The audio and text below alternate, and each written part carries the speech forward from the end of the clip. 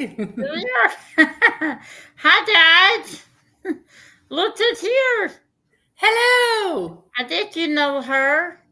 We just saw you Monday night, and you have a wonderful life, by the way. It's fun. We have a good time. I love your life. So, how you dad doing? Let's see who's here. Well, again, if I can learn how to control a mouse, I'm not going to do a live data. Okay, Lee, as always, is here. He takes the trash and recycles out, such as a variety of finger foods and snacks, soft drinks, and various waters on the table, such some Oreo cookies and milk, that's mine, along with white, dark, and milk chocolate, fountain, pretzels, marshmallows, and fruits for everyone. Welcome to Diamond Timing with NND. Tennessee, help yourself, come on in, grab a snack, and hit the like button on the way to your seat. Thank you, Lloyd. Or Mr. Lee, as I call him. I don't know why did I do. Uh, hi, Kat. And Denise, hi. Hi, Dixie. Hi, Marie and Helen. Let's see. Have I got that? Tracy and Judith. Hi, Dad. Hi, Mia. How's it going in Denmark? I've not talked to you in a while. We need to get together. Hi, Terrell. How are you? I had your little drills. Hi, oh, I almost said, hi, Kara. How are you? Hi, I'm good. Hi, April. Hi, Marcia. How are you guys? Thank you for being here. I think it's gonna be an exciting night. I do. Kara has a lot to tell us, and as I was telling her, the subject today is um, how the schools are and how they help children with special needs in the school system. And I've had this on my mind a lot lately because I'm 47. So I graduated in 99. And things have changed tremendously since I was in school. I mean, they really have because they did not mainstream kids with autism and disabilities like they do now. And I saw a lot of kids in classes, like special classes they didn't need. So I saw a lot of kids in the mainstream that shouldn't have been. And I just saw a lot of miscommunication between the parents and the school. And like you said, it really resonated with me the other night when you said when a parent and a school can gel, magical things can happen. And that is true. I had my mom at my advocate, and I think every child needs an advocate. And you know yourself on a personal level what that's like. So Kara had the perspective as a teacher, as a principal, and a mom. And I'm gonna let her have it. I'm gonna let her take it away and just give us a little about her background. If you don't mind, I'm giving you the stage. All right. I have been so excited to be here and talk on this topic. As I told Tammy, I can talk your ear off on this topic because I'm extremely passionate as a former I'll always be an educator. So I'll say as an educator. Um, my background, I did not come into education with a background in special education. I came in with a generalist degree in education, and I took extra hours to have a specialization in reading. But that specialization in reading came into play with helping my kids in my classroom that needed some extra help. I'd always had kids as a teacher in my classroom that had special needs. they tend to put kids with special needs in the teachers' classrooms that they say can handle them. And I loved every minute. And as an assistant principal, I was very, very lucky. I worked under several principals, and as an assistant principal, you're kind of in training to be a principal. And I worked with a principal. She was from deep East Texas, and she had an absolute love for a specific population of students with special needs, and those were our kids with emotional disturbances. And I thought she was crazy. She volunteered our school to get two classrooms for students with emotional disturbances. And this was at the elementary level. It's very different with kiddos that have emotional disturbance from elementary to secondary, because at elementary, they don't have the verbal skills to tell you, I'm getting mad, I'm going to flip out, what have you. So we were dealing with desks being flipped over, and they would pull your hair and spit and kick and hit and all the other things. And at first, I didn't know how to handle this. They're screaming, yelling, what have you. And this principal taught me, and guys, you're going to have to excuse me. I'm going to be talking today in generalizations. Obviously, those of you in the chat know this. And for those that don't, I cannot state any specific names, anything like that, because of FERPA and because of privacy laws. And even though I am retired, I will always hold to that, and I will never divulge any type of names or anything, or let you have any indication of who I'm talking about, just for privacy. But we had these two behavioral units, and I learned how to keep myself calm, because kids will mirror your attitude and your emotions. And if you're getting ratcheted up, they're going to ratchet up right with you. I just learned a lot from her. And one of the things that I learned was not to take it personally, because those kids are going to tell you no in front of a classroom full of 22 kids. No, I'm not going to do what you say. Well, what are you going to do? Are you going to stand over them and point your finger at them and say, yes, you will? Well, that does nothing, and it makes the situation worse. So I learned from her. And then I became a principal, and because of my classroom experience and my assistant principal experience, I volunteered for those classrooms as well. We were also in my district, one of the first districts to really pilot what we called full inclusion.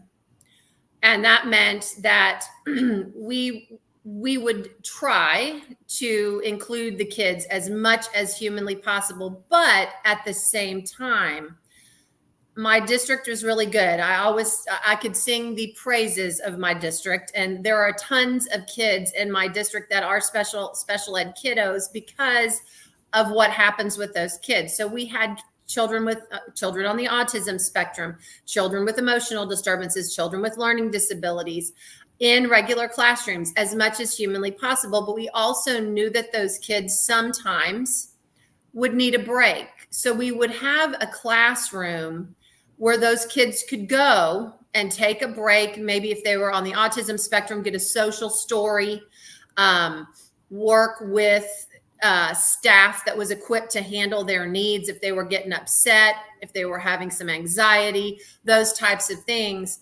And we would work with them in a separate environment where they were away from their classmates, because at the secondary level, God forbid you're different. They don't want to be different at all, to the point where my own child, who was at the secondary level, we try to help them to advocate for themselves. I need my extra time. I need my lower number of problems, what have you. He didn't do that. And he said he didn't want it. He didn't need it because it wasn't cool. He didn't want to be different. He didn't want to, so it's not easy at any level. being a child with special needs, being a special needs parent, being an administrator or a teacher, because we're trying to work with everybody. But we did do a full inclusion model. And it was successful because we had the support systems in place to take care of our kids. And if they needed a break, if they needed a place to go, if we needed to talk with them about something and get them back on track and then get them back in the classroom, we did that. But it was always really, really rewarding to me when I would go into, we called them ARD meetings, admission review and dismissal meetings, but a lot of people call them IEP meetings, IEP meaning individual educational plan meetings. So whatever meetings you called them, those were the official meetings where we would plan out the year for the children. We would have, an initial conference at the beginning of the year and a summative conference at the end of the year for these kiddos.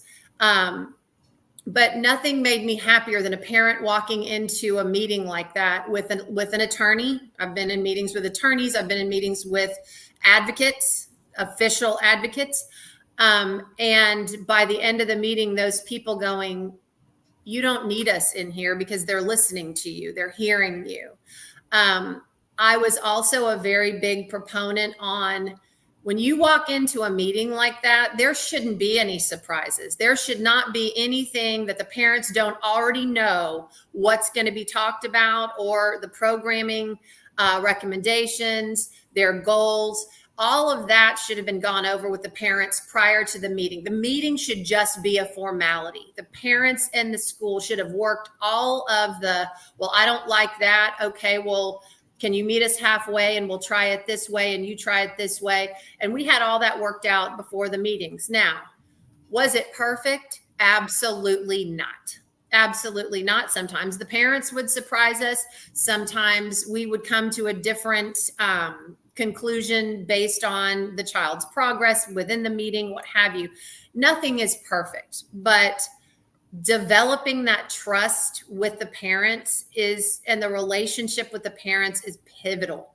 They have to understand that you're not going to just put their child in some classroom off to the side and not meet their educational needs. And a lot of times I would get parents that had no trust in the school system. And that wasn't my fault, and it wasn't their fault. Certainly wasn't the child's fault, but that's what they were coming in with. So they had this notion that all schools were like that. And it took a lot of work to build that trust and a lot of communications. I would sometimes have parents at the beginning that would call me every week for an update.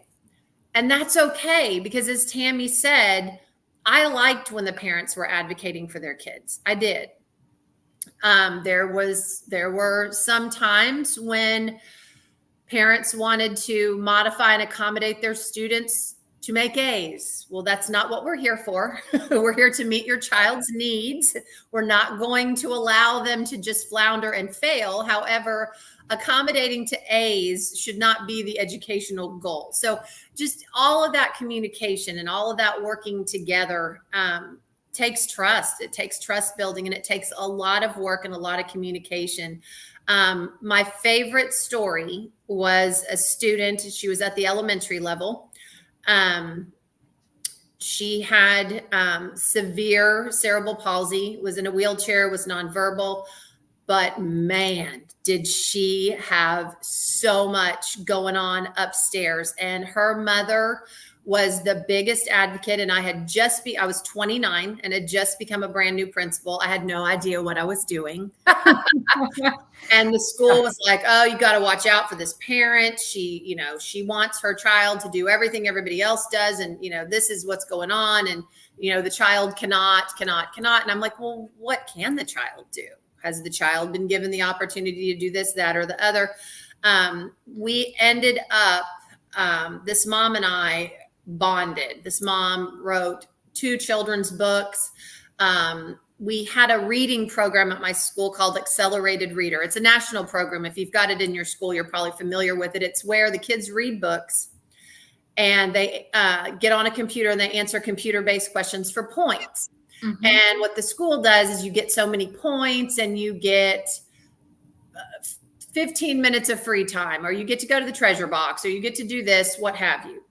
Yeah. Well, this mom wanted her child to participate in that program, and no one thought she could do it. And I said, she has a new communication device. She absolutely can do it. Someone's going to need to read her the questions and she can answer them. And oh my gosh, she participated. She got so many points. I mean, I was so proud of this child because, again, she wasn't verbal, but she had a lot going on upstairs. And I could read sometimes that she was so frustrated. She was like a prisoner in her own body. But you have to look for stuff like that to build trust with your parents. My last few years of being a principal, I had two autism units. One was an extremely severe autism unit, where these kiddos, and we don't know why, they would go from doing a preferred activity, and these were kiddos that needed a one-on-one aid with them at all times, but they could go from 0 to 100, clocking you in the head with a clipboard, and you wouldn't know why. They did not exhibit any type of escalating behavior before that happened. And God bless our special education teachers. God bless them, because if you have good ones, I mean, write them cards, bring them flowers. They have a passion for what they do. And that particular autism unit teacher was amazing. And she taught in that autism unit. She was 8 months pregnant. And I was like, are you not scared they could kick you? She said, no, I'm not afraid. And she taught until she had that baby. She did. Because she loved those kids. She did. That's awesome. I mean, they're not heroes. The teachers that can deal with special needs, like that, they're not heroes. Because, I do have special needs. I always have, but I'm not mentally challenged. So, to me, I don't have an understanding of that, and I hate when people say, I had a student that was blind, and I was in college, Mm-hmm. and the professor did not want to deal with me or her. Didn't want to do it, and she had to, and I made sure she had to. It's And hard when they don't want to do the work. It's called learned helplessness. If I don't do it for long enough, the teacher's going to do it for me. Exactly. And so I told her, I said, you have to do the work. If you want to task, you gotta do it. I don't want to. I said, well, then leave, because I want to learn. And I thought, is that mean? Maybe. But that's all it took, was for her to see. I said, girl, you're not in high school anymore. You're in college. Mm-hmm. Go ahead and mommy decide your battles. You either do it or you get out. And she said, I'm scared. And I said, I can work with scared. Yes. I cannot work with lazy. And I took her under my wing, and she got a higher grade than I did. I didn't really like that. Yeah, I'm like that. She said, well, I never had to do this in school. The teacher didn't want to. Yeah. So they took me to the library, or they took me to the gym, or I never had to do the classwork. Yeah. That's not how it is in college. And I said, I understand now, because that's how it was when I was in school. They wanted me in the special ed class, and that is all. That's fine. We need that. Yeah. But I couldn't see putting me in a classroom and taking up the space when another child did need it, because I could see the mainstream student that did not need to be. And then they'd end up being in trouble all the time because the teacher didn't know how to deal with them. Right. And, Right. You know, And I would talk to the parents about that. I would say I would rather err on the side of let's try it. That was my whole thing. Let's try it. right. Try it and see. That way the parents could see whatever. I had parents that would come in and observe, and I'm like, come on in. I also very, very much believe in demystification. The classroom door should not shut, and people should not know what's going on in the class. They need to know. They need to know in order to help and in order to work Yes. with you. So if a parent wanted to come in and sit and observe, I mean, I wouldn't let them sit there all day because the teachers would be a nervous wreck. But, for the 45 minutes their kid was in the class, if they wanted to come in and observe. Now, I would always preface and say your kid's going to act different because you're there. Just they are. But you can at least see the classroom setup and what's going on and all of that. That was very helpful. But I just believe and at the elementary level too, I read a book that was very powerful. And for those of you that have any interest in individuals with special needs kids, it was written by Dr. Mel Levine, and it's called A Mind at a Time. And he talks about the demystification process because especially at the elementary level, kiddos that are regular ed and their parents in a classroom sometimes don't understand the different needs of kids in a classroom.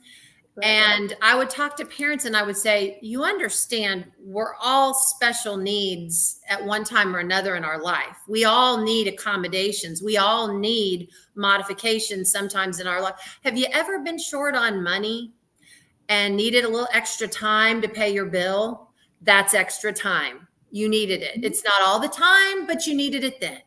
That's the same thing. Sometimes people need extra time all the time. Kids that have braces, kids have glasses, those are accommodations. They need them. Okay. So I would sometimes also have the parents of the kids come in because, they could talk about their own kid. I couldn't, but they could. And Right. sometimes they would come in and talk to the class and say, hey, I want you to know about Johnny. He's my son, and this is what's happening with him. He sometimes needs this. He sometimes needs that. He sometimes won't talk to you, and it appears like he's mean, or that's not it. He needs, he just needs to be encouraged, or you need to approach him slowly, or you just need to give him a little bit of extra time. And sometimes he just doesn't want to talk to people. He just doesn't. That's okay. I don't either. Right. Exactly. I need some alone time too. Sometimes it gets too Yeah. people-y out there. So I just had to kind of explain it to people on, we all have special needs at times. If you've ever broken your leg or broken your arm, you have to be accommodated for because you can't do everything that you used to be able to do. It's the same thing, It is. And I think a lot of times people think that special needs means you have to have some type of disability. In my mind, it doesn't. Right. It just doesn't. And Mhm. I guess that's one reason why I wanted to start my channel, because I didn't just want to focus on mental challenges or physical challenges. I wanted to focus on grief, Mhm. addiction, sexual needs, because we all need help at some point or another. And it all starts with the school, in my opinion, because that's how you learn to grow and become the human being that you are. It's how you are treated in not just in school, but how you treat others and how you're treated. It all starts with how you are in school, because that's where we learn our social skills. Mhm. How we learn. That's where we interact. Yep. Very young age. And that's how we grow.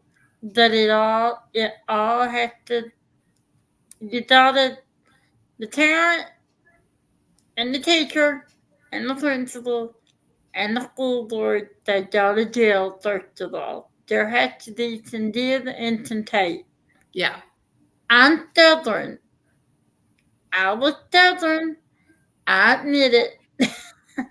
I knew my capabilities. I knew what I couldn't do. And that, I dealt with those.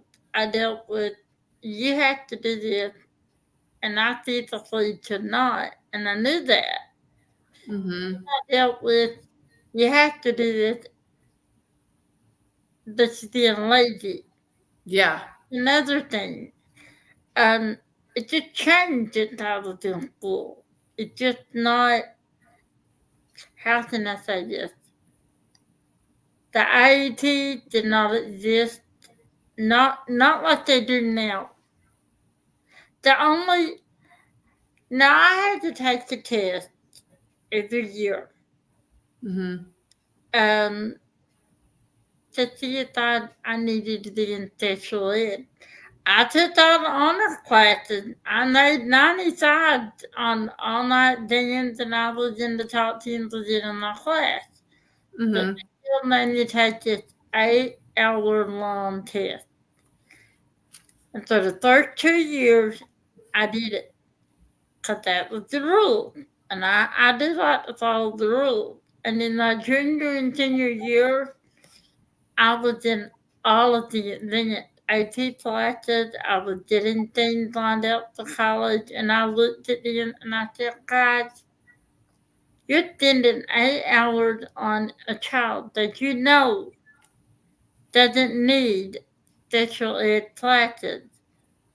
When Yep. I named 5 right off the top of my head that you don't even deal with because you don't want to, I said, I'm out. And they said, you can't do that. You have to take this. I said, I'm out. I said, and Were you 18? yeah, huh? Were you 18? Because once you turn 18, you can opt out. No, I was 17. Oh, darn. Okay. I said, actually, I was 16. That's the third time I told them I'm out because I hated that they did all this special time on me and not the kids that needed it. And they didn't do that when I was in school. They didn't. I said, I'm out. And they said, you have to take this. It's law. I said, listen, I'm in all the honor classes. I'm like grade 8. You're smart. You know I don't need it. Now, if you want to go to the school board and you're going to tell them you're failing me and you show them my transcript, you're going to look like a fool. I'm not doing this anymore. Yeah. And I wasn't trying to be stubborn. But if you didn't need it, you didn't need it. And at 17 years of age, again, you are advocating for yourself. You know what you need. And that's what bothers me too, is over accommodation. Sometimes a school does it, and sometimes the parents do it. Parents want their kids accommodated to A's sometimes, which I had to work really long and hard to tell them that's not what we do. We accommodate to meet your child's needs where they're at. And sometimes the school would just leave accommodations in place. I read a comment up here that said, there was a student, some of the new student to the school that was blind. She refused a one-on-one full-time. She only had one until she learned where her classes were. And then she didn't need it. And especially if the kid is telling you they don't need it. And my thing is, pull back for a little bit and see how they do. If they do okay, they're right. And guess what? If they need it and they're just thinking that they don't, or they're trying, like my son, not to be different and they're struggling, okay, you can put it back into place. This is a give and take, and it changes. It's ever changing, I think, in order to meet. It is. And a child knows what they need. Most kids do. And then you have some kids that are nonverbal that need that advocate. Mm-hmm. And sadly, sometimes they don't. And that's where things fall through the cracks. If you don't have someone such as yourself that actually stops for the children. And I just see the way they do things now. Because my sister is a principal. This year's the third year. She was an assistant principal for 5 years. I thought it was two. I don't know where the last 3 years went, but I did. And she said, "Hey, I've been assistant principal for 5 years." I said, "Oh, I don't know where the other 3 years went, but whatever." But she was telling me how it is now. And I thought, you know what? I said, I need to have this on my channel so you can know. I said, what did I ask you? Didn't have you in mind. I want Kara to thank you anyway. He said, thank Jesus you didn't want me. But I knew you were sensible, and I wanted you on here to tell me how they do things down at school. I did not realize that how closely you worked with special needs. And then the light bulb went off. I thought, I need her on here. I need her on it. And I'm going to take this live and I'm going to just blast it all across my social media because I had people in this community that I know who are fighting so hard to the children. And Well, and it's funny because being a principal is kind of like being a doctor. You don't get paid as much, but I have been contacted by people in the community that had ARD meetings coming up that have contacted me and said, this doesn't sound right. And I am always happy to help, but I am always going to also, I am not going to put you at fisticuffs with the school. You've got to work with the school, because if you come in confrontational and the school, your communication is just going to shut down because the school is going to go, oh, there's one of those parents and what have you. And there aren't a lot of principals that are, including myself, that took to that real well. It's like, wait a minute, let's talk about this. No, you're going to do it no, you can't do it like that. You have to work together, and the school actually does know some things that the parent may not know, and the parent obviously is your child's first teacher and advocate, so the school may not know some things. So you've got to be in communication mode at all times, and not one of my proudest moments as an educator is I told you about the my sweet student. I need to catch up and find out what's going on with her. The student in the wheelchair with cerebral palsy that was nonverbal, that could do anything.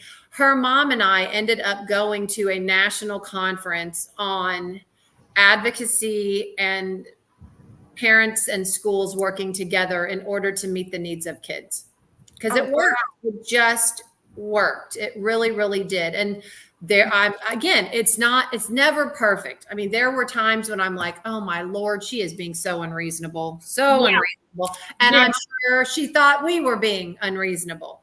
But if you can communicate that, this is just, I just don't understand why this is happening. What is going on here? You can work it out. You really, really can, if both sides are willing to do that. Really can. And I knew where I needed extra time. That's what I needed. Right. That's really all I did need. Extra time on exams. I didn't need them read to me. I didn't need the questions read to me. I didn't need special electronic equipment, because they wanted to get me a laptop so I could type. But I had very weak muscles, and I just felt I needed to write and work my hands. That's what I needed to do. Tammy, you should have taken the laptop. What are you doing? That's what I said. I thought, Mom, I think I missed out on that. Taking the laptop. And that's what she said. She said, well, I always let you know your own decision. And she did. And my mom worked at the school, and my sister was a teacher there. But the thing with my mom was she'd take me to school every day, and she would say, "Now, I'm here as the Lord of Education. I'm not here as a mom. I deal with her daily. It's that for 8 hours a day to your trouble. But when I needed her, when she felt I was doing wrong, she would say, if I'm tired, I'm tired. That my child will always handle on my job." And she never, rarely ever, did she ever have to sit in because, you know me, I dealt with no problems. I did. I wasn't always unreasonable. I did listen to their side. And a lot of times I would be like, okay, you know this, I'll try it your way, that if I can't do it, you need to understand that I can't do it and we need to do something else. And then I see another child, they were just completely destroyed them. And I thought, if I ever get in a position that I can deal with it some way, somehow, I will bring awareness to this. Because this is not fair. We all deserve to have the right to succeed some way or another. Absolutely. That's And how you know who I get really scared for. And again, you can think what you want. I'm not saying it because it's my son. My son, I have two polar opposite kids. So I've got Doug, who my oldest, who started with the Houston Fire Department. I'm so proud of him. Congratulations. He was the one with the learning disability, and school was hard for him, but school was always a good place for him. And he was always willing. He sat with me for hours studying and doing. School was a good place, and that was him. Then I had Blake. Too smart to study, too cute to care, sharp as a tack, just didn't have to try and would not. I'm like, can you like put somebody's heart in somebody's body and somebody's brain? I don't know. Anyway, but Doug was always an extremely quiet, an extremely compliant, polite, was a great student to have in class. Well, he would be quiet and polite his way and be compliant into failing before the teachers would even realize it, because he didn't give them any trouble. He would do whatever they wanted, what have you. He would do it all wrong, but he would do it. And he would be quiet in the classroom and be compliant. So the only art I ever went into, and I wasn't confrontational, I had every single one of his high school teams. It was his junior year. And I don't know what was happening with the kid, but he was tanking. And I sat in that ARD, and I have never done this before. I bawled. I'm like something, and they're looking at me like I'm crazy. And I'm going, something is wrong with my kid. He is tanking. His grades are horrible. Like something is wrong. I'm thinking, is he on drugs? Is he, and they're laughing going, no, Kara, and they couldn't believe that I was even saying this, because they were like, but he's so polite. He's so good. He seems so okay. And I'm like, yeah, he deserves an Academy Award because he's faking his way, through the day and he being really great for you guys. And that's wonderful, but he's not getting it. So we finally got him on a path, but it's those kids that I worry about the most, because they're not causing any trouble in class. They're quiet. They're polite, they're compliant, but they need help and they don't want help. God forbid they look different. So they will just fade back, and they're happily doing it. Fade back into the woodwork. So you don't pay attention to me. I'm good. And a lot of kids don't know how to ask for help. Yeah. They don't. I had a lot of students come up to me and say, how do you do it? And I'm like, how do I do what? And they said, how do you succeed in a class, and how do you stand up for what you want? I said, well, first and foremost, you gotta stand up for what you believe that you're capable of doing.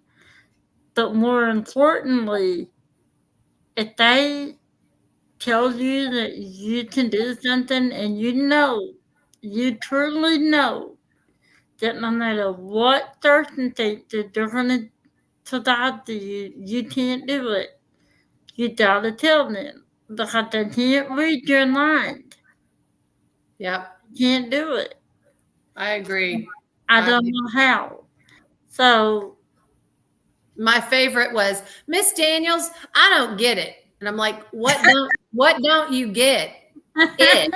I don't get it. And I'm like, okay, we're gonna start all over here. Let's just throw out the lesson and start over. Yep, that's exactly what I told them. And I said, if it takes you 10 times to get something, that is okay.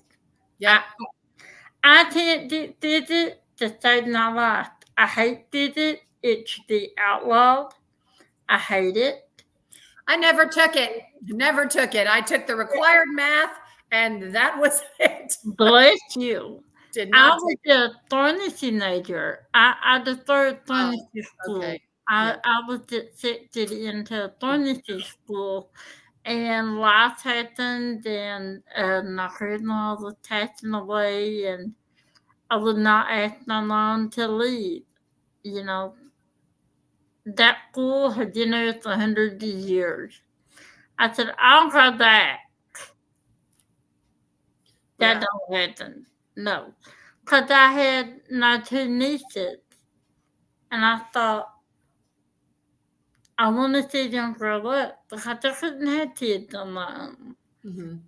And then I always say I regret the decision not going, but I took the outcome, meaning I got to see my kids grow up. But even in college, I had to meet the dean and the professor, all the professors and all the deans of the pharmacy school, because when I went, I thought, what the heck is going on?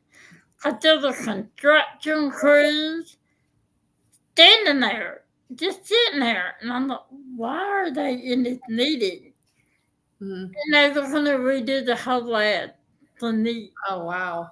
And I said, you don't have to do that. I'm not that high maintenance. And they said, yeah, we do. It's the law. And I said, yeah. Oh. And I said, I don't need all this. They were going to build me this special desk. And I'm like, listen, all you need to do is to see that laptop, just put it down a little lower. And you see that lab desk, you need that one in the back because it's low. And that's all I need. And I need someone to help me. That's all I need. Yeah. And they're like, oh, so you don't need these jobs? I said, no, but that right there is kind of hot, so he can stay if he does. He wants to stay and do something. I'll find him something to do. Yeah, I said, I'll find something. So they all left it. He stayed there. He said, honey, I had nothing to do. I'll stay here all day. No, yeah. But, I mean, do you think too, I really wish, because when I look back and again, I've been out of college for a while, I really wish that I would have had some more training in college on working with students with special needs, because I really didn't have any. I had a theory class on special ed law and had my textbook on, what you do and don't do or whatever, but just really accommodating and modifying for kiddos with special needs. And it really would have helped with all kids. I had to work with my gen ed, my general education teachers. And, because some of them, I was like, do you live your life trying to get kids? Do you even like kids? Like, what are you doing? Like, seriously, right. I would have one thing that I did do, and I think if this can be suggested, it's very, very helpful. I had a summer camp, and I had my teachers come up for a half a day in the summer. You try getting junior high teachers at a school in the summer, it doesn't happen. But I No. applied them with lunch, and I told them I would get them a sub for a half a day so they could have a half a day to plan if they came up, 1 half day in the summer. And I had my whole special ed staff up there, and it was just a quiet time where they could meet together. And each one of the kids that they were going to have in their classroom, they went over their files, they went over their accommodations, they went over their modifications, they went over all the information on their kids. So when we had a find your room, meet your teacher night. A lot of schools across the country and probably internationally have that, where the kids come in before school starts, walk their schedule, meet their teachers. Well, because we had this camp, the teachers knew the kids already and could say, oh yeah, I talked to Miss So-and-so about, about what's going on. Because the parents are wondering, do you know my child? Especially at junior high, they got 200 kids. And so the parents are like, do you know my kids? What have you? And that worked really, really well. But I really had to work with my general education staff on. Oh my God, not And only. that worked really. Sorry, not only when I had it off, and it was. I'm trying to put it on do not disturb, and apparently it liked you because it was talking to you. It was talking to me. I'm sorry. Another thing that I talked to teachers about is, if it's good for your students with special needs, it's good for all kids. I'd go talk to teachers about, okay, this kid failed this test. The reason why they failed the test was because they did not see the entire back page of the test. Just didn't see it, didn't do it, turned it in without doing it. So you're going to take your red pen and mark all of those answers wrong. Do you know if they know the material or not then? You don't. You have no idea. They have not been given a chance to show you that they know it. Why did you not the next day say, hey, you forgot the back page? If you were filling out a job application and forgot a page, would you not expect the potential employer to hand you back the application and say, hey, forgot a page. I need to find out this about you in order to decide whether you're good for the job or not? Right. It's life. But I had to really get some teachers over. You don't get excuse my French. You don't get a medal for being a hard ass. You don't. That's true. You don't. You What? don't. Why? Like, seriously? So I had to work really hard on what's the end goal here. Is the end goal to give them an F, or is the end goal to see what they know? If they complete the back page and they don't know any of it, fine. But they haven't even been given a chance to do that. Or they needed extra time and the bell rang. And even though they might not have an IEP or modifications, can you give them like 15 extra minutes to finish? It might have been a hard test, especially if it's a kid that normally finishes on time. Exactly. Obviously, it's hard. Exactly. Well, I told you I'm children. I hate math. Me So, too. long division and physics should be outlawed. So I was in 6th grade. No, not even 8th. Either way, had a math test, long division. I sit there. I decided I hate this. I'm not doing it. Okay. So the bell rings. I did have to go, and the teacher, first of all, is not a family member, so he knows what I can do. And he said, ladies and gentlemen, and Mom didn't know. She just came to get me. So that should, I said, let's go. He told her, said, she can't go. And she said, she just didn't that. And I said, Mom, she said, I'm not your mom here. I said, what? He said, not until you fill this out, because you know this. You know this test. I said, I don't want to do it. I'll just take, because we were allowed to drop to lowest grade.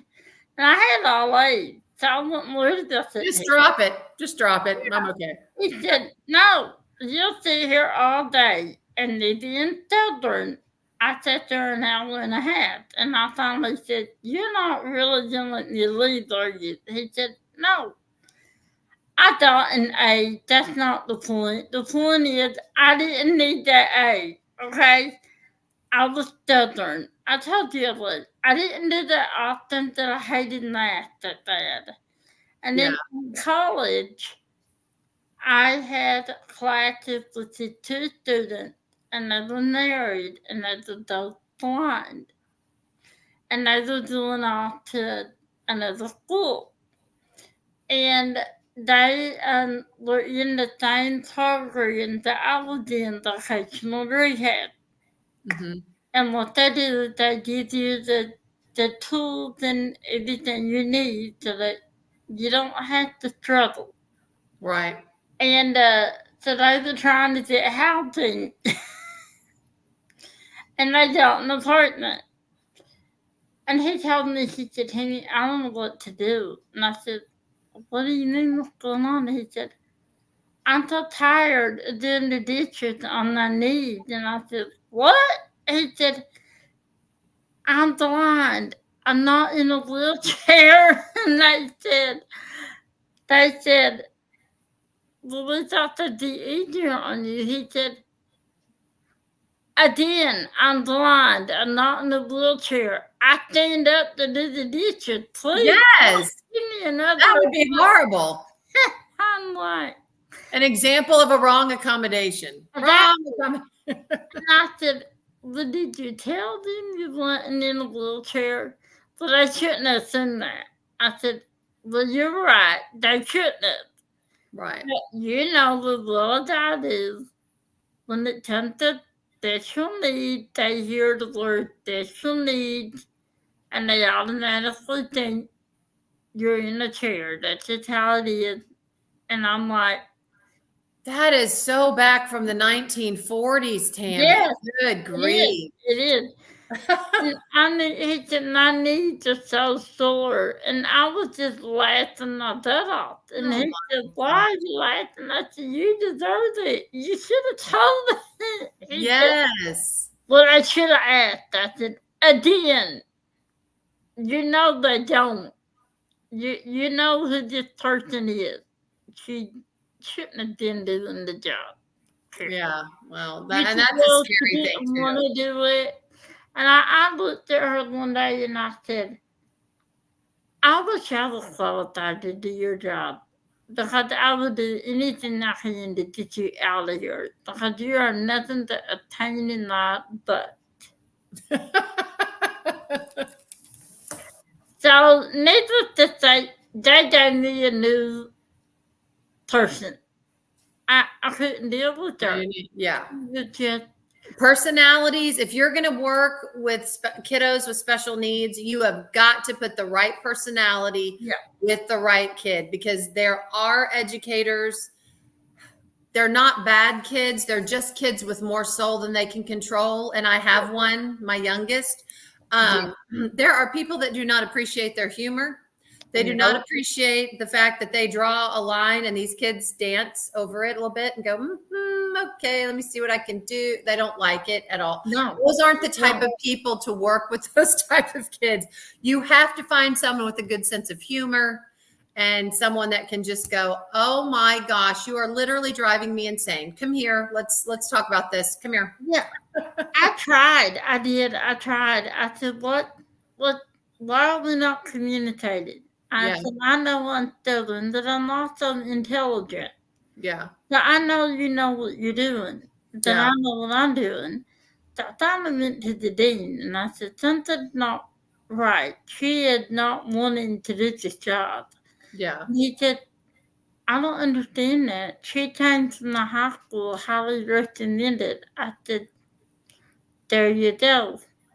She made a statement to me that, you know, you are an adult and you think you know how the world works. And I said, now I understand where that's coming from.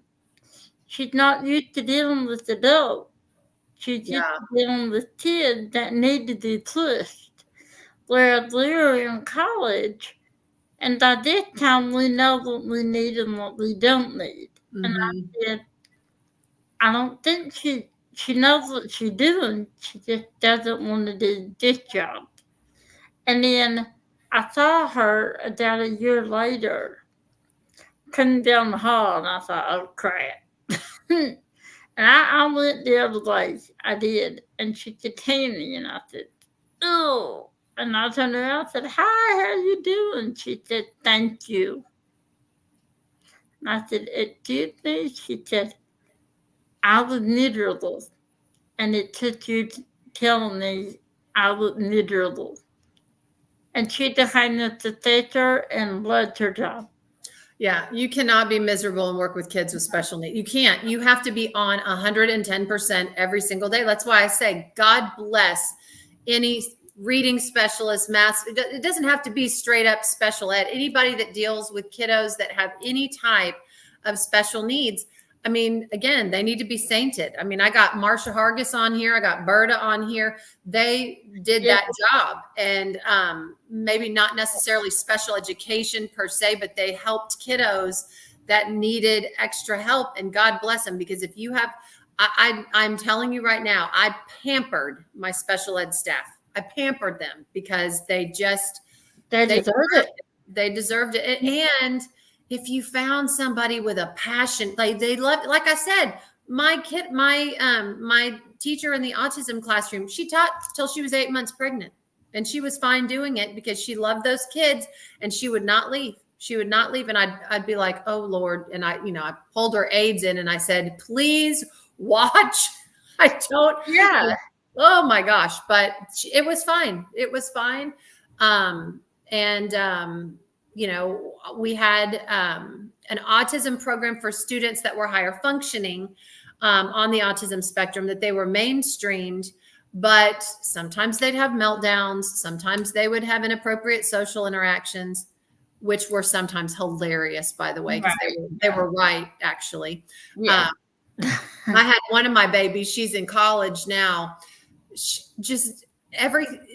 There was no filter. There was no filter. I was standing in the hall during class change one day, and I was dressed up. I had a white suit on, white crossover jacket with these buttons. And she came up to me and she said, "Mrs. Daniels, is there any reason why you're in costume as a chef today?" And I said, "Excuse me, I thought I looked good today. I look principally. I look professional. You think I look like a chef?" Said, "Yes, you look like a chef." And I went, "Oh, thank you so Yeah, much." I mean, I they loved definitely that kid. feel I good. loved that kid. But just again, meeting their needs where they are. But it takes communication. It does. really, really does. It takes a village. It does. It takes Yeah. a village.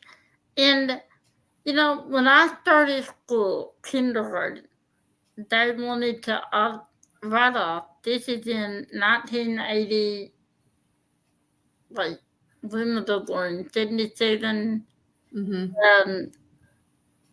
82, I guess. I started 5. They wanted to put me in special classes. And Mom said, "No, I'm telling you, she's intelligent." Well, they did me an IQ test, and it was in the 140s. And I'm like, yeah. Yeah, she probably needs to be in the gifted and talented class. Yeah. So I had to take that every 5 years. Mm-hmm. And when I got to middle school, they wanted to give it to me again and make sure I didn't need to do in special classes in middle school. And I said, no. Mm-hmm. I looked at Mom and I said, no, I don't need that IQ test. And you know I don't. I said, I'm 11. They're not going to listen to me. Please advocate to me. And she did. And I said, she needs to take that test. She said, no, she doesn't. And she's stubborn, and she's going to sit there all day because I can see that about you, Tammy. I can see that about you. I can. I did because, and again, I wasn't trying to be a butt, Mm-hmm. but I didn't like them giving me all that attention when I could see another child that didn't get it. Do you know that gifted and talented, when I'm talking gifted and talented, they test kids for special education and they test kids for gifted and talented, and it's an IQ versus a cognitive test. And you have to score, in the upper echelons of intelligence to make it into the gifted and talented program. Sometimes it's called Spiral or whatever they call it, but it's gifted and talented. Gifted and talented is actually, or was actually, under the special education umbrella. And they moved it because of the stigma of it being, but I'm like, gifted and talented is a special education. It's a special need because you have to accommodate for those kids, just like you need to accommodate for kids that maybe need, extra time or what have you. I just thought that was very interesting that, It is. And I could have been gifted and talented. I chose not to because I don't know. I just didn't. I didn't want to. Didn't interest me, honestly. But they had to go away all the time on the weekends, and I didn't feel comfortable doing that. Yeah. In hindsight, I wish I had it. Yeah. I do. But I'm stubborn, and I didn't. But I went to class. I went to school with Ian, and he was in gifted and talented our whole high school career. He started out not being in the top 10% of the class. He would not do anything. And I knew he could do it. And that made him. And I said, "You're really making me mad. I said, I don't even want to be around you right now." I said, "Why are you throwing your life away?" And I sat down and I talked to him and I said, "What is it?" He said, "Tammy, I can't read." He was just listening. He said, "I never told anyone, not even my parents." I said, "How had you gotten to high school and not been able to read?" He said, "I faked it till I made it." I said, "Let's go." So he made it to high school without being able to read. That's interesting. And that was sad. And I cried. And I said, "That's unacceptable." I said, Yeah, how did that happen? "I don't know."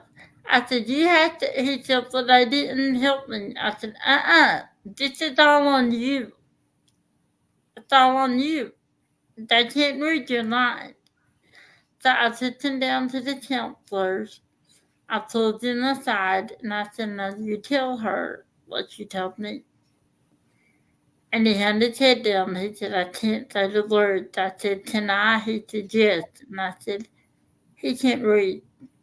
And he is so intelligent." Yeah. They got him the classes he needed, everything he needed, and he is now a professor.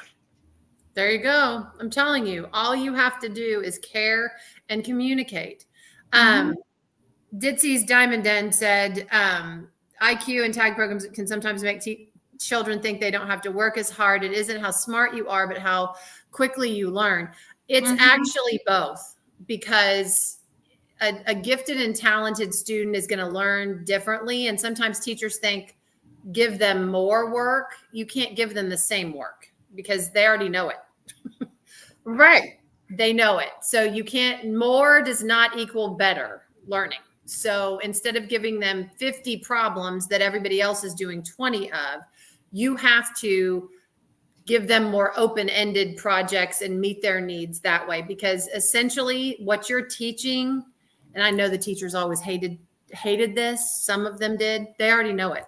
But when you start teaching it, they've already got it. They already know. So essentially that has to be accommodated for. So it's both. And with Asperger's syndrome, which is on the autism spectrum, they can both be special needs plus be gifted and talented. I had a student that, again, one of my favorite babies. He would end up in my office all the time because he drove his teachers absolutely nuts. He could talk them to death.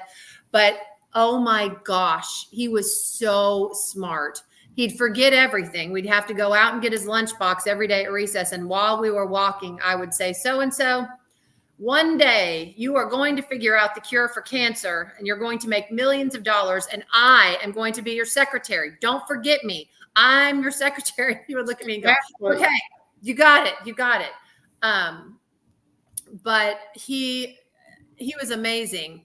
We had him on our elementary academic team where they got on the computer and answered questions. The whole group would be huddled around the computer for the final competition. I was in there for this and it was hilarious. And not only did they have to answer the academic questions, it was how fast they could answer them. The student that had Asperger's and was special needs as well, but was brilliant. He was in the corner playing with Connects or something. He wouldn't even look up. They would read the question and he'd continue just playing. He'd go, it's so-and-so. And of course, all my little brainiac kiddos are around the computer going, is it? What do you think? What do you think? Well, I don't know what it is. Well, the first time they tried it and it was right, they were like, oh my gosh. Okay. And they kept getting points and points and points. And the last question, I have no idea how this kid got it, but the answer was Boxcar Willie. What was the first Mickey Mouse movie ever, whatever? It was Boxcar Willie. He just said, it's Boxcar Willie. And I'm looking at him going, that's right. Holy cow. I mean, Wow. how did the kid know what? Yeah. Yeah. They won the competition. He never stopped playing with the Connects. He just kept talking and playing with the Connects, whatever works, you know? I mean, they're brilliant. Not my niece, not Heaven. Her daughter is autistic. Mm-hmm. That she doesn't have the behavioral issue. That she's highly intelligent, and at 13, she taught herself this language. I never heard of that way. And she said, Teeny, she should be telling me a milk cow, and I don't know it. I said, I know that's cool, isn't it? She said, no, what is your dad talking to me? I said, that is in a language we never heard of. And she taught herself, you're missing the whole point. She said, I get the point. As a mother, that's theory. I said, oh yeah, I guess it is. But I don't have to worry about that. I think that's cool. I could never do that, never. And Oh my gosh. Richard, I saw your comment that made me cry. He said, I'm tired every day. And Me too. thank you. I started this channel not for myself, not for diamond painting. I started it for people that need a voice. Mm-hmm. And I've always wanted to get back, and I never could. And Mom said, this is your place. You're doing it. You're giving back. And she said, how many YouTube lives have you seen that dealt with the issues that you and Kara are going to do today? I said, A lot. yeah. A lot. Yeah. Even if they haven't said it, someone in their family may have special needs, their child, their cousin, their sister. I mean, it's more prevalent than we know. And I think it's amazing of you to give people a voice because, we always say we put our best foot forward on social media. People see our best selves and they think our lives are perfect and wonderful. And here we are, and it's all good and roses. But not everybody knows. And, some people want that to be private, and that is absolutely their right. No problem. But it's good to know that you're not alone. I'm an open book. I always have been. That's good. I mean, I am. I always say I am who I am. Take me as I am and not at all. I will not change for anybody, and I will not do any less than I know that I can be. I, I truly believe that what doesn't kill us makes us stronger. You gotta go through the bad to get to the good. It just does. You're not gonna have all roses in life, Yeah, and that makes you strong. But absolutely.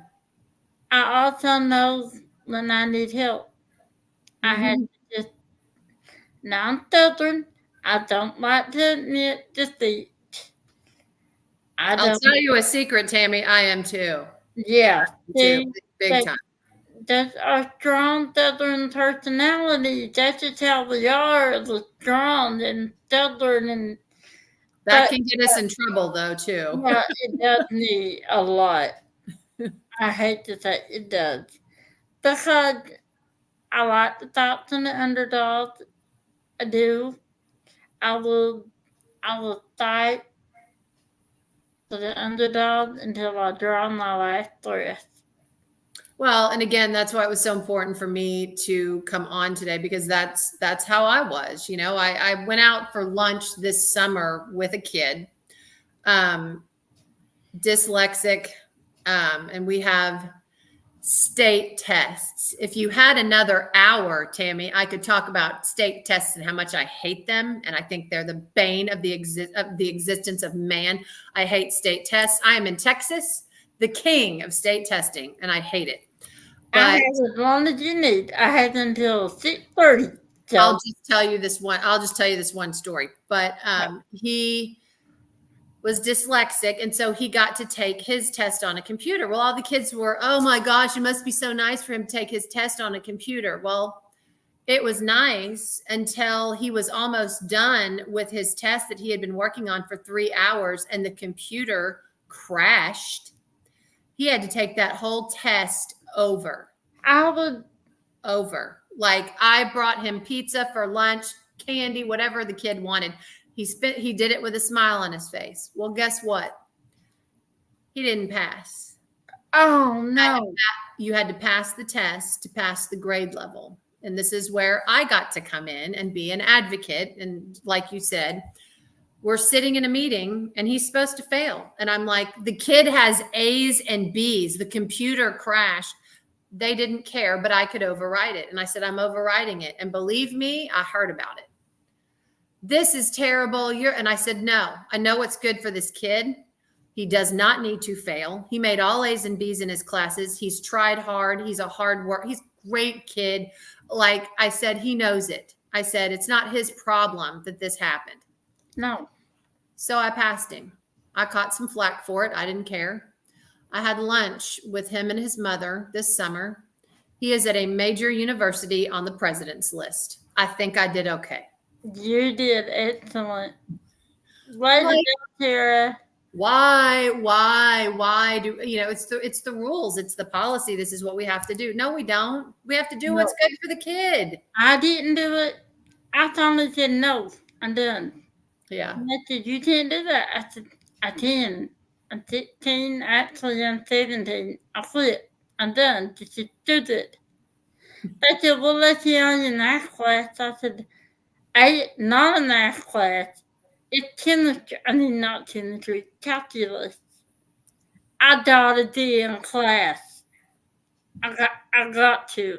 I'm not doing this. It's done.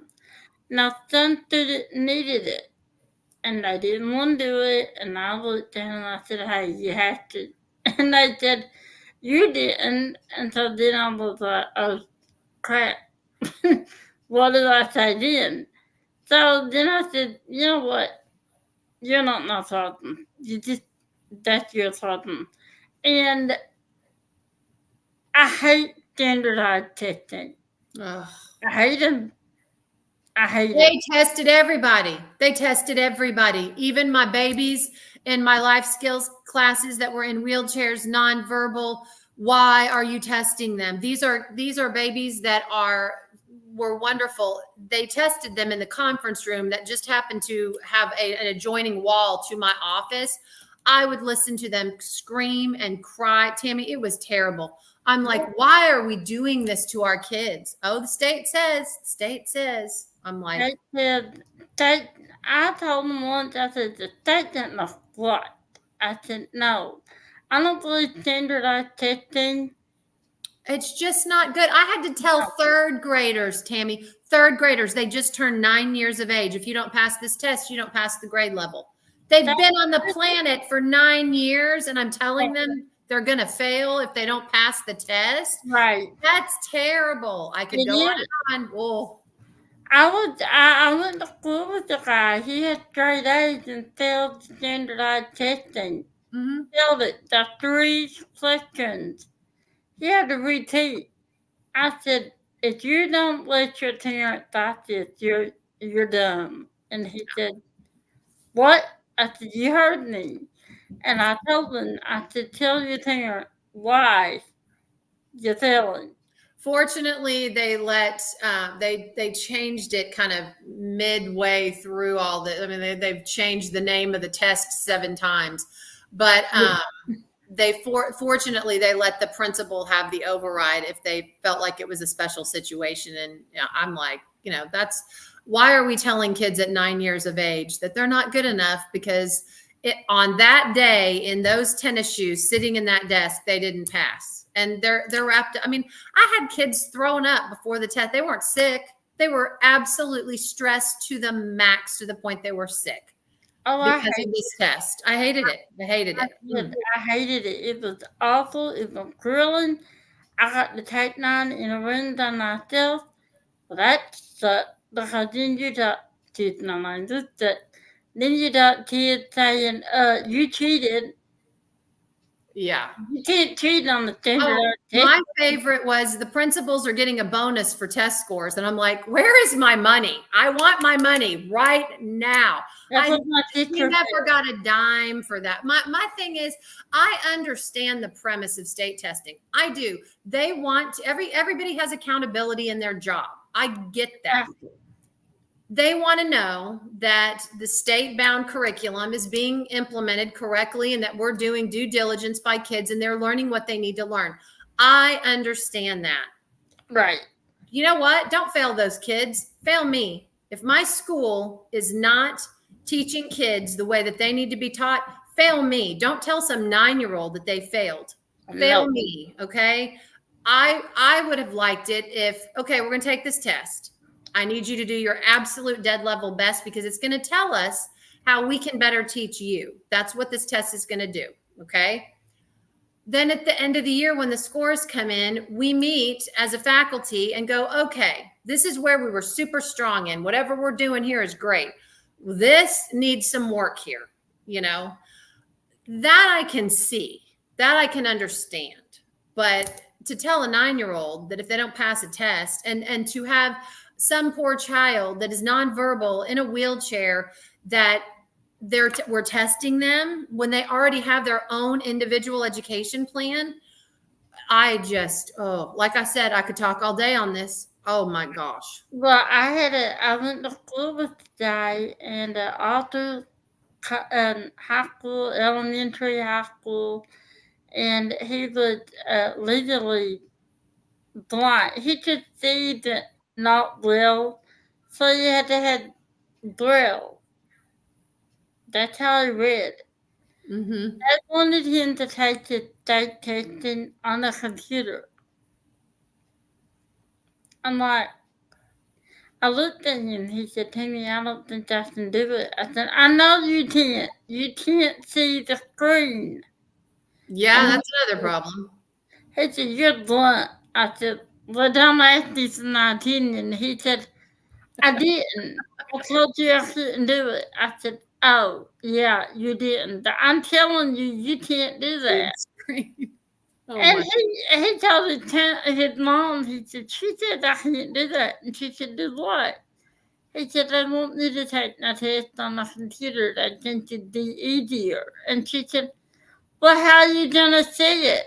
Are they going to read it to you? He said, no. I said, don't make me go in there. He said, I got it. I got it. I'll deal with it. Please stay out there.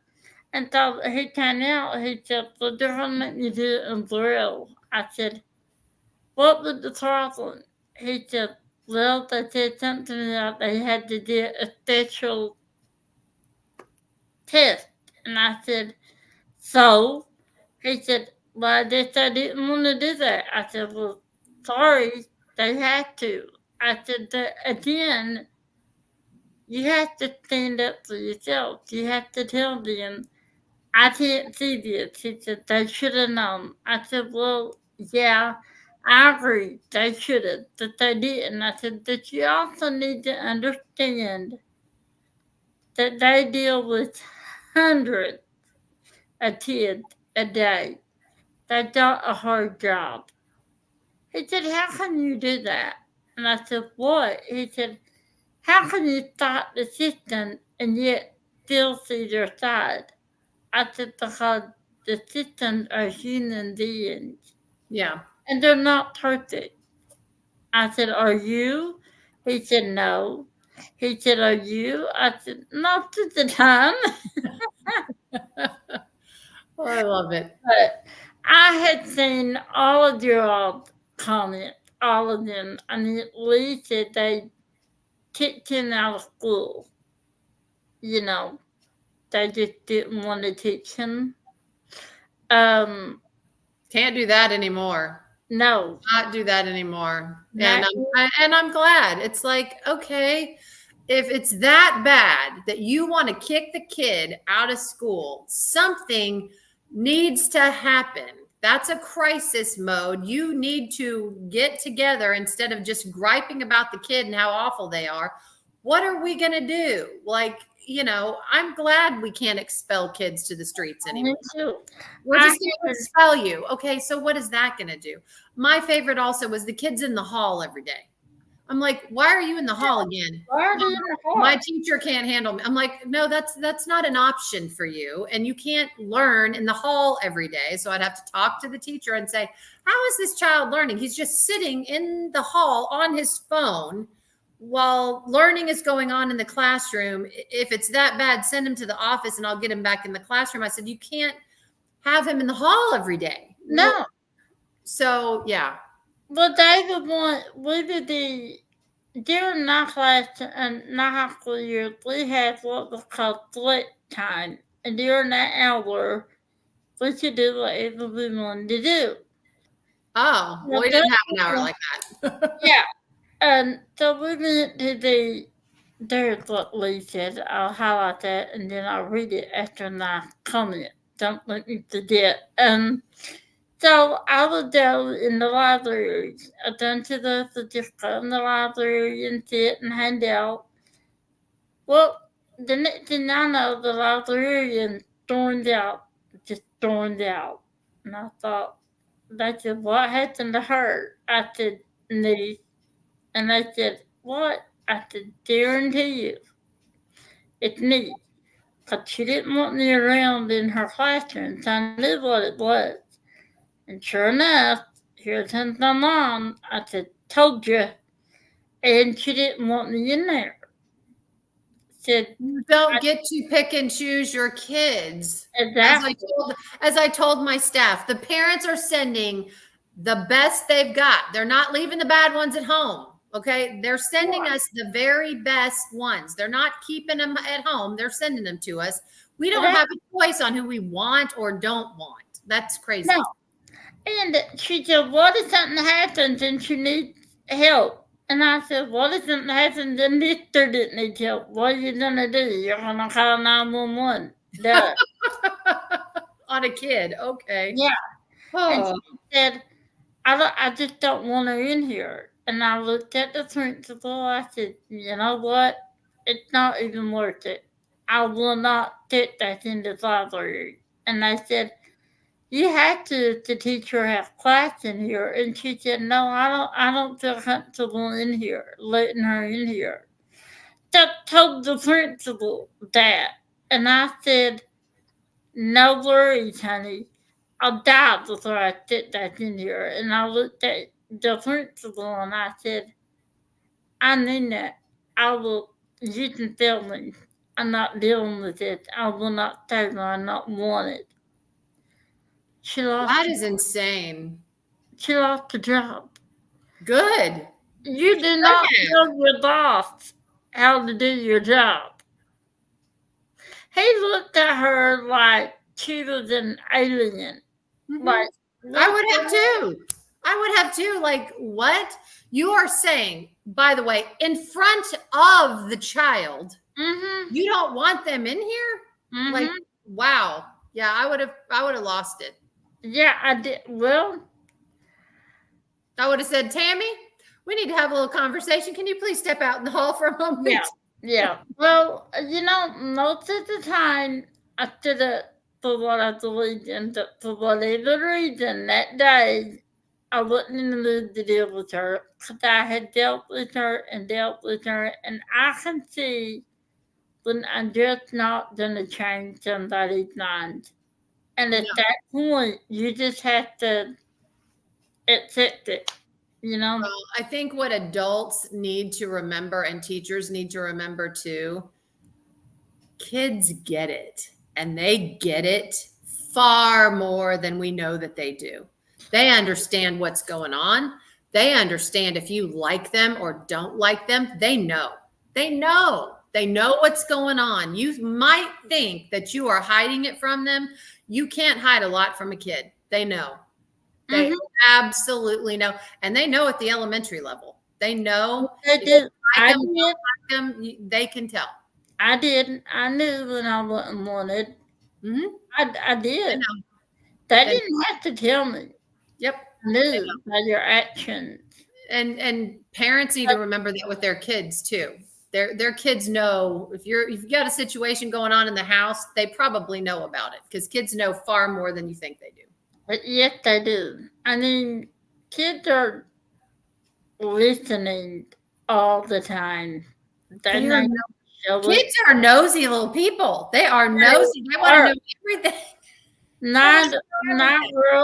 Not girls come in here and they just say something at like 6 years old, and I looked down like, how did you know that? And they said, oh, you were talking about it last year. And I'm like, they hear everything and they forget nothing. And that's what Lee said. Lee said, I wish they had not done it. Chapter 766 was labeled as special needs and it did nothing for me. I don't fully understand what that is. Do you? I don't know what chapter 766 is. But Lee, I'll just say this. I don't care what the label is. I don't care what, you've got to take a kid, no matter what their ability, their emotional state, what have you, because I've had everything on the spectrum. And you've got to meet them where they are. And you've got to take them where they are, and you've got to move them forward, whether it's behaviorally, academically, socially, what have you. But meeting them where they are is the hard part. It's the hard part. So, and that's a tough situation. My toughest kids though were, I think, my kids that had some emotional needs. Yeah. The funniest story on a kid like that is, this was elementary. It's a happy ending, so just bear with me. So again, it's the principal. I'm the assistant principal. This principal has volunteered to have 2 units of kids that have some severe behavioral challenges. Okay, emotionally, they've got all kinds of stuff going on. Well, I get called to one of these classrooms, and I walk up. The entire staff is in the hall, and I'm like, "Where's the kid?" This was like a comedy. He's in there. I said, why are all of you out here? Well, he's got a computer and he's got it above his head. He was 7 years old and about this big around. And I'm like, and you're all standing out here? Who is in charge here? So I march into the classroom, and sure enough, he's got the computer monitor above his head. And he looked at me and he said, I'm going to throw this. And I guess I had it and I just had a look about me and I walked over to him. I grabbed that computer monitor out of his hands. I said, "You're not going to throw this anywhere." And I put it down on the desk and I'm like, "Now what is wrong with you?" The whole staff is, I thought, if anyone had been videotaping this, it would have been a comedy scene. He was so shocked. I don't think the poor kid knew what to do. I'm like, "You are not going to throw that at me. Excuse me. Here, let's set this down. What are you doing?" I mean, what could he have done? If he'd have thrown it, it wasn't done as like. I don't know that he could have thrown it. The monitor was practically bigger than he was. But yeah, "I'm going to throw this." I said, "No, you're not going to throw that. Give it to me. Thank you. What are you doing?" Oh my God. But yeah, the whole staff is outside. I'm like, "Where's the kid?" "He's in there." I'm like, what are all of you doing out here? Yeah, why are they all out there like Hey, he's going to throw. And I'm like, "Oh my Lord, somebody please help me." I mean, it is comical. I've seen things like that too in school, and you're like, well, one day there was this kid in my classroom. I didn't know him well, but I had classes with him, and he said, "I'm just gonna blow the school up."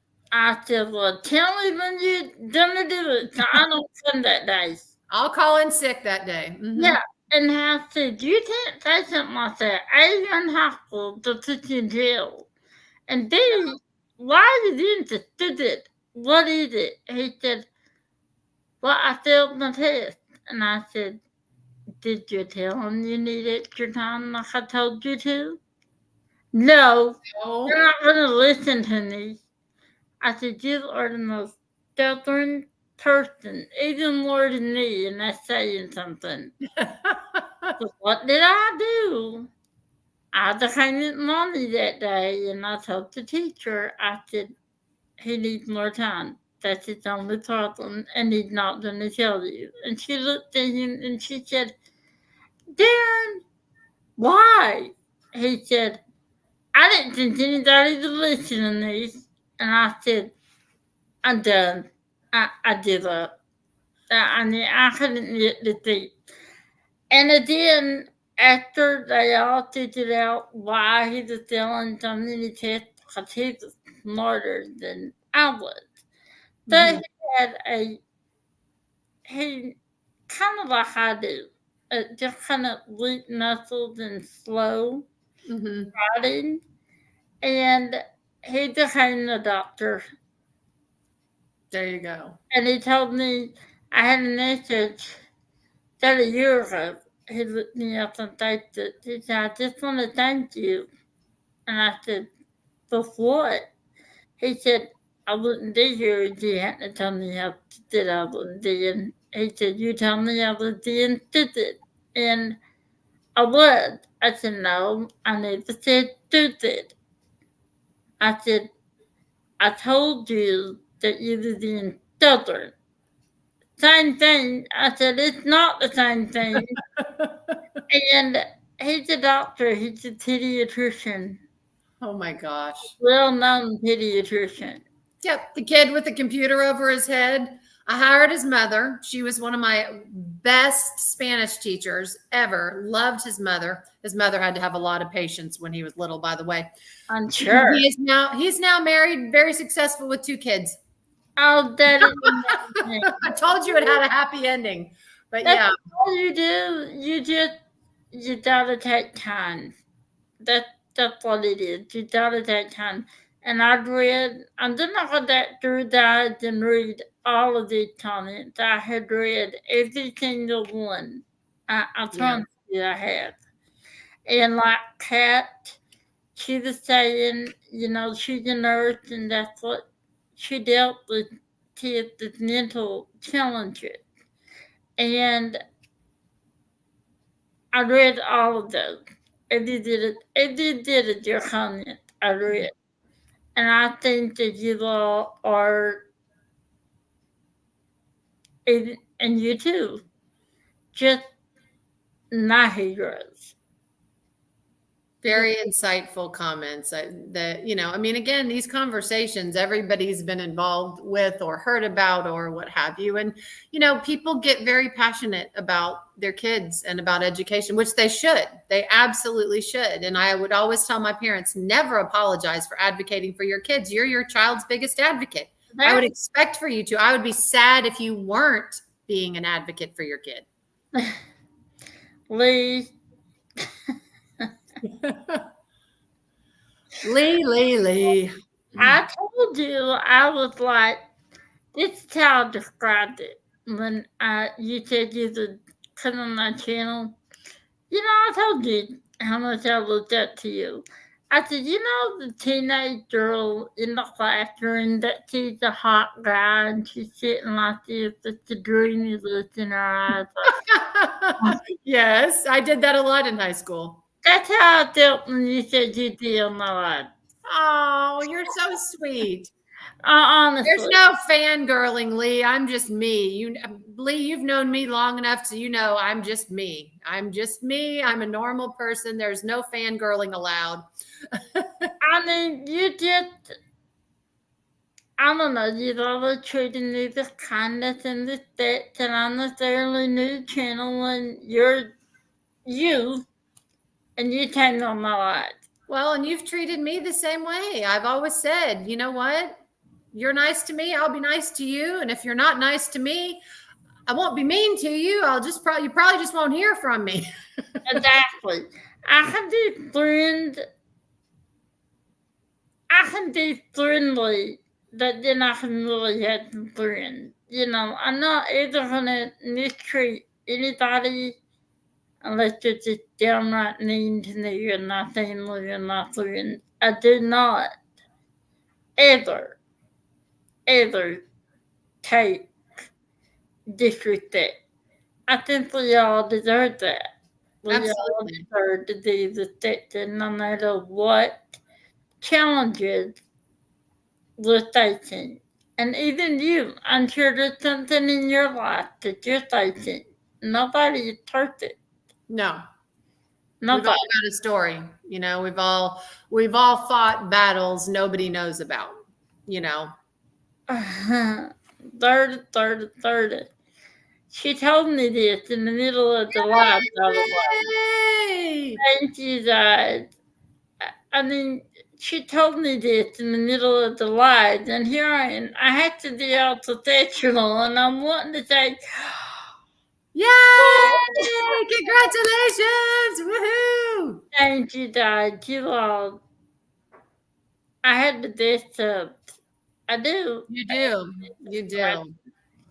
I feel the same way, but thank you so much for having me on, Tammy. I just, it was an honor, and I jumped at the chance of being on here because you know how much I love you. I am a person, I'm not good at a lot of things, but I am good about getting a vibe from people. And you just have such a positive light about you. And I'm just very blessed to know you. And you have touched my life and my heart. And thank you for that. I appreciate it. Thank you. I appreciate you more than you will ever know. I always had. My mom said today, she said, are you going to be able to do this off the chair? I'm like, I'll do it or die. I will do it or die. I'm going to take it till I make it here today. So, and I have. And now I'm losing it because Dorda had to tell me I hit 200. It's only going to go up from there, Tammy. It's only going to go up from there. So very well deserved. Thank you. All right. Well, I need to pop off of here. Yep. I got to get a couple of packages ready to mail out I'm constantly mailing stuff from events. So I got to get those packages ready. Marlon's going to get home from work and we're going to run to the post office. So yeah, I got Terry Wildland tonight is one of the nod to please put in Terry channel again and later alert. And yes. I have a bunch of creators and a nod to please put your channels in too. Tara, thank you. Again. Oh my gosh, no problem. I loved doing this. I have, like I said, I have such a passion for it, and I'd do anything for you, Tammy.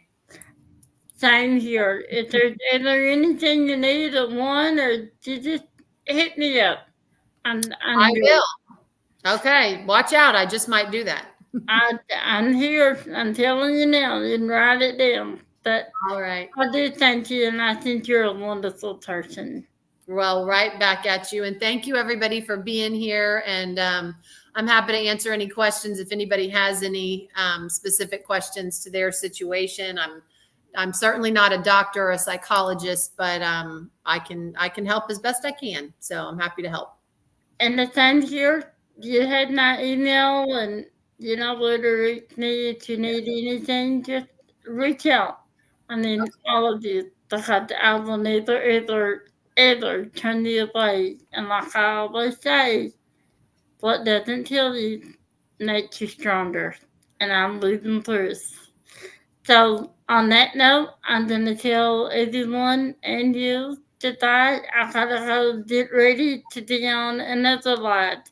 Oh my gosh, you are a woman in demand, Tammy. I am, that's what they tell me. So I got Wild Wednesday tonight. Everyone come to Harry's Wild Wednesday. It's a feeding frenzy on there. So, let me show you. Look at what I got. A third eye. Nice. Nice. Oh, that's know pretty. Oh, that- it's got some Fordite in it. That's gorgeous. And it's not third eye. So Love I'm kind of like afraid to touch it, that I want to touch it, you know. But I will see you guys tonight. All right. I hope so. And Tara, you have a wonderful rest of your day. You too. All right. I'll see everybody soon. Yeah, all right. Bye, guys. Bye.